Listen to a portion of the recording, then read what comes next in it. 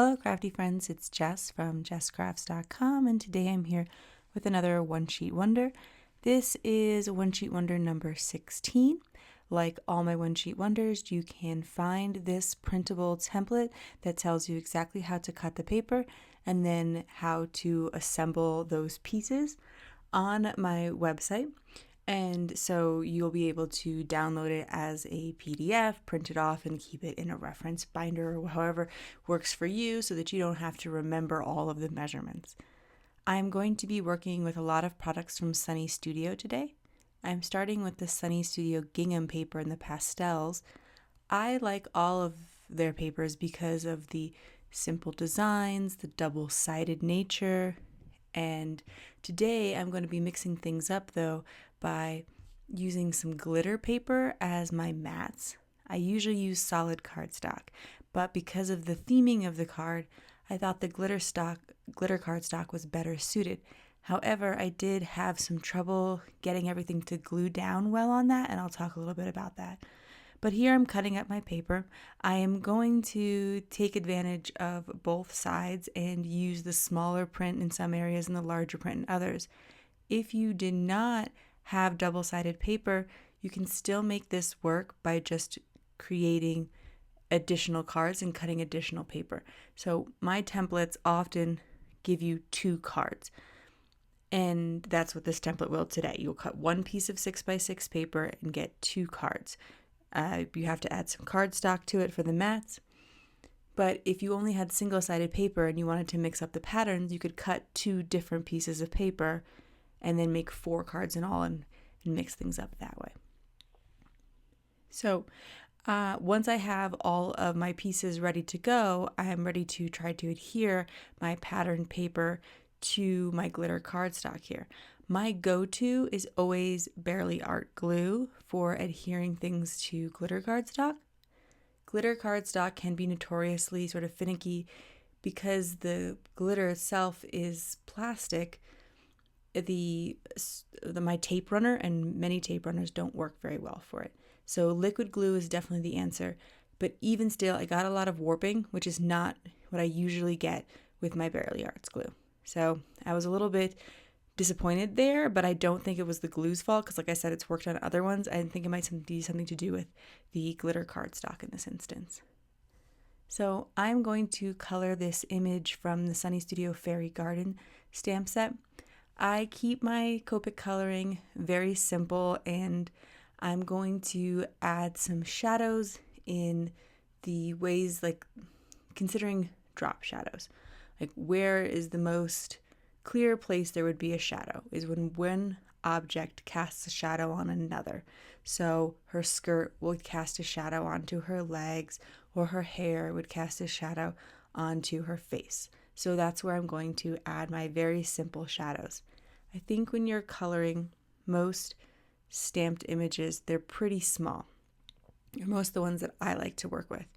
And so I don't usually go into too much detail with my shading. You certainly can.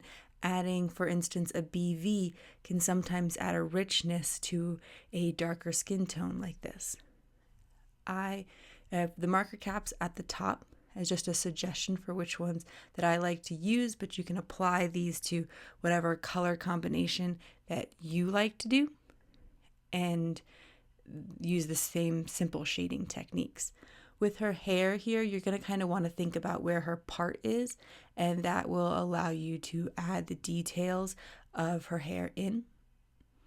I'm going to be using simple flicking motions in order to mimic the way your hair would look when it was tied up in a similar fashion to this. So here I haven't given her a very obvious part. And it, you could be considering that the hairstyle is pulled forward from the point that you can see. But if you wanted to give her like a part off to the side or something, that's when you would decide it. And I'm just using the flicks of the darkest marker. Then I'll go to the medium.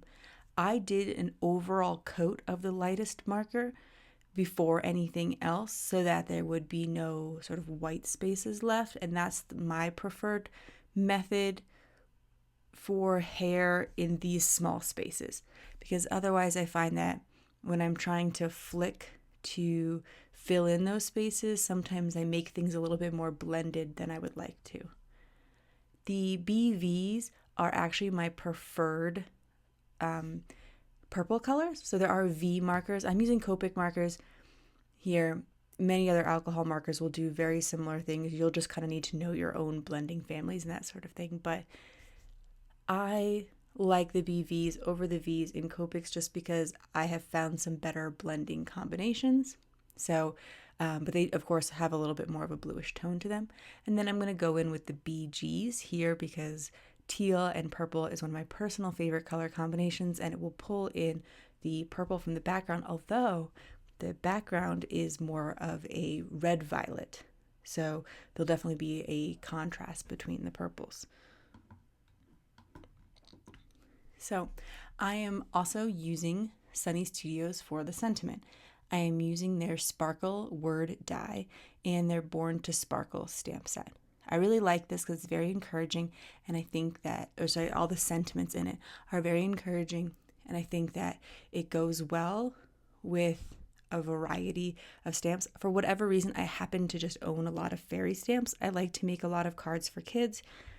If you've seen my channel before, I mentioned that I like to donate cards, and I mention that because I share a lot of free resources in regards to that. If you go to my blog, and this will be linked in the video description, you can find jokes to add to cards, you can find donations to donate your cards to, and so I like to make a lot of cards for kids and donate them to organizations that serve kids, and therefore things like I find I have a lot of space and astronaut and dinosaur and fairies and like a lot of things that are, maybe more traditionally like kid themed things. So I find that this particular stamp set works well with, like fairies and princesses and lots of other things like that. So my sentiment will say, unleash your inner sparkle. And I'm going to go back to my favorite Bearly Arts glue to glue this down. And here, I don't have any issues with warping. And again, it's because I think that warping was really just related to the plastic that is an inherent part of glitter paper. I would recommend, if you're working with glitter paper, to, once you've glued it down, leave it under like a heavy stack of books or something like that to really weigh it down. I put it under my stamp blocks because usually that's enough. It was not in this instance. I wanted to make my sentiment a little more prominent, so I cut it out of the glitter paper, but then I stacked it on 2 layers of black cardstock, and I'm going to add my fairy down here at the bottom, popped up on a little homemade foam tape, which is just 2 pieces of cardstock glued together to give her a little bit of lift. And that is it for my card today. If you like this video, please give it a thumbs up. If you're interested in more card making videos, be sure to subscribe to my channel. I will leave you links to all of the products I mentioned in the video description below, as well as to all of the resources mentioned. Thank you so much for watching. Have an awesome day. Bye.